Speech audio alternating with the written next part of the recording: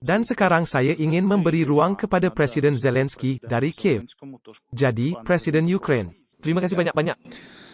Tuan-tuan dan puan-puan, selepas 10 minggu suka peperangan besar-besaran persekutuan Rusia menentang Ukraine, pertemuan kami dalam format ini dan untuk tujuan ini dengan meyakinkan membuktikan bahawa Ukraine, Eropah dan seluruh dunia bebas sedang menuju ke arah kemenangan bersama. Negeri kita mengekalkan fungsi penuh. Benua kita bersatu. Berjuta-juta dan berjuta-juta orang di seluruh dunia menyokong kami untuk membuat kezaliman kalah. Angkatan tentera Ukraine dan semua pembela heroik kami dengan berani mempertahankan kebebasan di medan perang. Tetapi bagaimana perang kejam ini akan berakhir ditentukan bukan sahaja di medan perang, dan juga dalam bidang ekonomi dan kewangan, dalam pelaksanaan sokongan kemanusiaan, dalam keupayaan untuk memastikan kehidupan normal di wilayah bebas daripada musuh, dalam pembinaan semula apa yang telah dimusnahkan oleh tentera Rusia. Kebebasan mesti menunjukkan dengan jelas dan meyakinkan kepada dunia bahawa ia melindungi dan menyediakan untuk manusia jauh lebih baik daripada kezaliman, yang selama beberapa dekad telah menerima aliran wang yang besar dan tidak berkesudahan untuk minyak, gas dan bahan mentah lain. Beginilah kebebasan menang. Itulah sebabnya persidangan kami dengan anda adalah penting untuk semua orang di Eropah, secara strategik dan taktikal.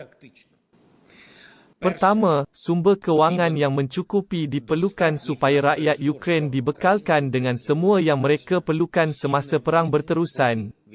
Negara Ukraine, sebagai pentadbir dana ini, akan menyediakan semua keperluan mendesak kedua-dua pertahanan dan sosial dan kemanusiaan.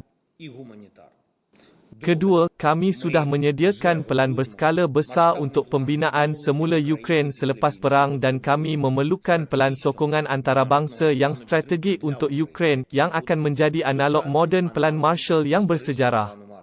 Ia adalah wang, teknologi, pakar dan peluang pertumbuhan yang diperlukan untuk kembali kepada kehidupan yang selamat, kepada pemodenan dan kepada pembangunan sosial.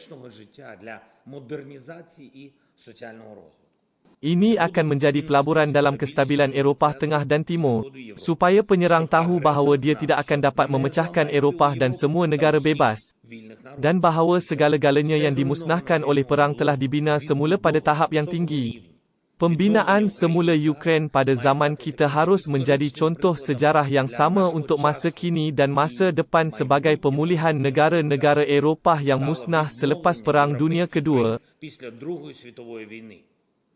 Dan pelaburan sedemikian oleh seluruh dunia bebas, dengan syarat ia cepat dan mencukupi, bermakna berjuta-juta rakyat kita yang telah kehilangan tempat tinggal oleh perang kejam ini akan dapat pulang ke rumah.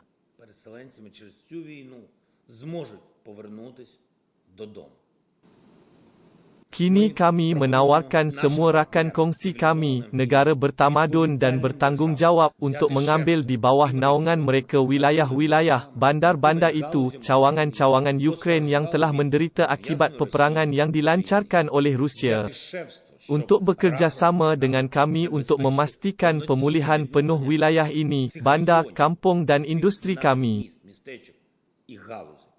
Dan ia adalah projek bantuan yang boleh mencipta contoh interaksi dan perkongsian baharu dan sama bersejarah antara dunia bebas, antara wilayah, bandar dan syarikat Eropah dan semua negara demokrasi.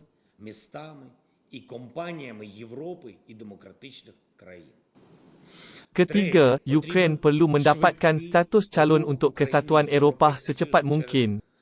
Status ini mesti diberikan sekarang, dalam keadaan perang, sebagai sebahagian daripada prosedur ringkas khas untuk keahlian EU.